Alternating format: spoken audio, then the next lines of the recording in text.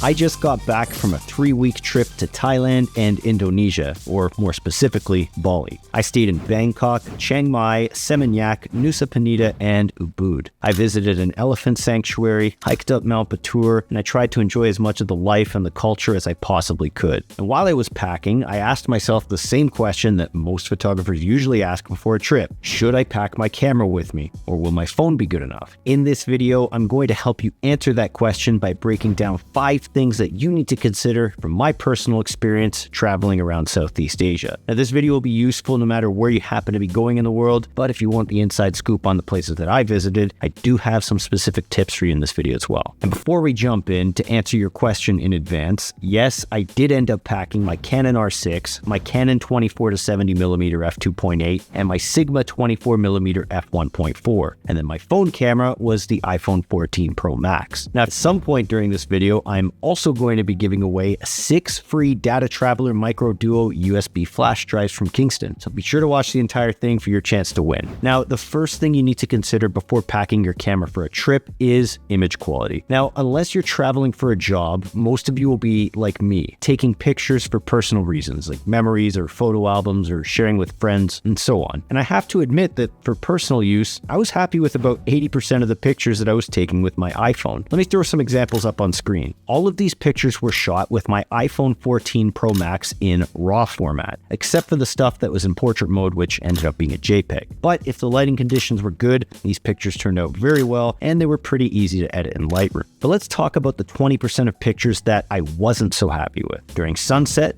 and at night. First, we have an example at sunset. At one point during our trip, we took a speedboat from Sanur to Nusa Penida Island, where we stayed at the Aduana Warnakali for a couple of nights. On the first night, I was trying to shoot the sunset from this restaurant balcony, and I was never really happy with the iPhone. That's because the sunset looked like a ball of fire in the sky, with the iPhone being way too aggressive using highlight reduction. Whereas with my Canon R6, I was able to shoot in HDR and then blend the sunset together a lot more seamlessly. Now, second, we have an example at night. I mentioned earlier that I hiked up Mount Batur, but what I didn't mention was that it was a sunrise hike at 3 in the morning. And the hike itself was moderately difficult, but I would definitely recommend it if you're able, because the view at the top is magical. The only thing is that when we got to the top and the sun was first beginning to crest over the horizon, it was still pretty dark out. And this is where having my pro camera gear blew the iPhone out of the water. You can see that the iPhone loses a lot of detail in the lower half of the frame, in and around the island, and the in-camera noise reduction turns the tree line into mushy blobs. Compare that with my Canon R6, which looks sharp, and it's going to print very well when I put this up on the wall in my house. So what you need to ask yourself is, do you care about any of this? Do fireballs in the sky and mushy blobs at night bother you? What are you planning to do with all your pictures after the trip? Think about all of this when you're making a decision. Now, moving on, the second thing you need to think about before bringing your camera on a trip is weatherproofing. Being able to bring my iPhone around with the IP68 rating and know that it could handle any type of weather was a huge advantage in a tropical climate with some of the most intense humidity that I have ever felt. That humidity can be a big problem if you're keeping your camera stashed away in an air-conditioned room. I took this picture after waiting 20 minutes for my lenses to defog at our hotel in Seminyak. The weather was so humid that the interior glass had also fogged up, and there was literally nothing I could do except wait. Now, in contrast, this was never a problem with the iPhone because I could just wipe it down, no interior glass to worry about, and start shooting immediately. Another reason I couldn't bring my camera with me at times during the trip was the heavy rain. While we stayed at our villa in Ubud, it was constantly pouring, but I was still able to shoot this in the pool with my iPhone after rushing inside to put my camera away. And because the iPhone is effectively a weatherproof camera in my pocket, I was also able to get a little more creative and shoot fun personal videos like this one at Crystal Bay in Nusa Penida. Just make sure that your phone is charged before you try this, because you might have to wait for the port to dry out. All of this goes to say that a lot of the pictures and the videos that I took would not have been possible with my Canon R6 or any camera using an interchangeable lens system for that matter, given that all of them are constructed with the major point of potential failure. So what you need to ask yourself here is, what are the weather conditions going to be like where you plan to travel? Now, the third thing you need to consider is your ability to instantly share and back up your images. As much as I love photography, I don't always feel like editing every single picture I take. All of these pictures, the elephants in the Chiang Mai mountains, the urban landscapes of Bangkok, Keeling King Beach on Nusa Penida Island, all of these were taken taken with my phone. There is something to be said for the fact that I can take these personal pictures and immediately produce something which looks about 80% as good as if I had edited it myself. Not only that, but my phone would connect to Wi-Fi and back everything up for me. Zero effort required. Whereas having the Canon R6 with me meant that I either needed a laptop with an SD card reader or I had to transfer everything over to my phone using the Camera Connect application. Now, if you're going to be using your phone and you don't have convenient access to Wi-Fi or backups or just to clear up space on your device, one other alternative is to bring a USB drive and connect it directly to your phone. And this is where the free giveaway comes in. If you want to win a DataTraveler microDuo 3C USB flash drive, all you have to do is like this video and leave me a comment below. No scams, no gimmicks. I've partnered with Kingston many times in the past. Full contest details can be found in the video description. But ultimately, no matter what form of sharing and backup that you use, what you need to ask yourself is, are you going to be sending your pictures to others? Do you mind having to edit your pictures when you get home? And is it important for you that you have an immediate backup? Take these things into consideration. The fourth thing to think about is the added bulk and the security of your gear. Now, this is probably one of the most obvious reasons why you would consider leaving your camera equipment at home. You either don't have room for it or you don't feel safe bringing it. Now, the bulk is definitely a problem if you plan to be active. I have no regrets bringing my camera with me when I hiked up Mount Batur, but when you're on the side of a cliff at 3:30 in the morning with an extra 5 pounds on your back, you do begin to question your decisions a little bit. And when it comes to security, it is a bit of a pain to have to constantly think about what you plan to do with your gear every single day. Do you bring it with you? Do you leave it locked in the safe? You'll be asking yourself that question constantly.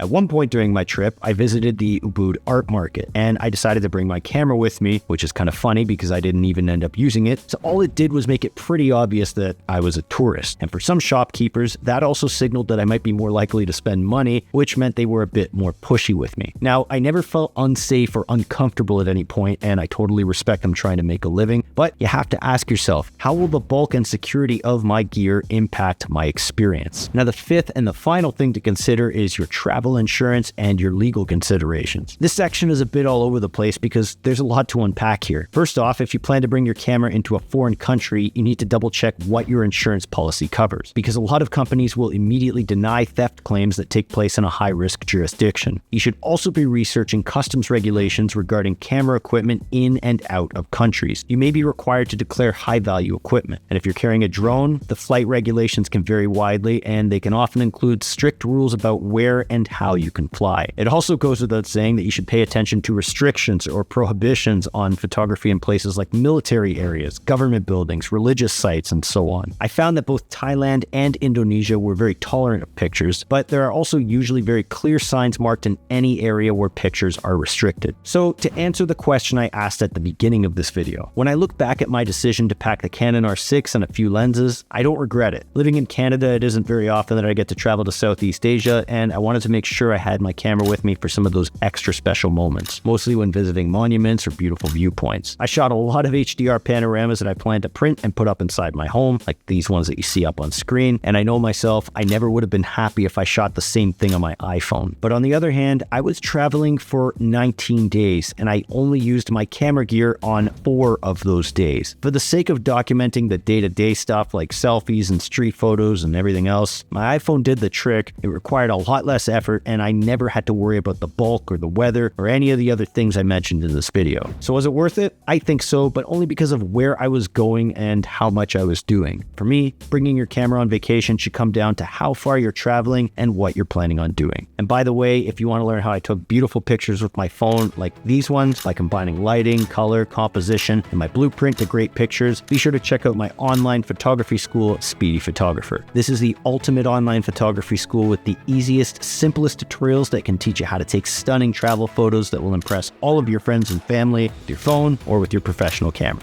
Thank you very much for watching, and I hope you found this helpful. Don't forget to like and leave a comment below to be automatically entered into the Kingston USB contest giveaway, and I'll see you in the next video.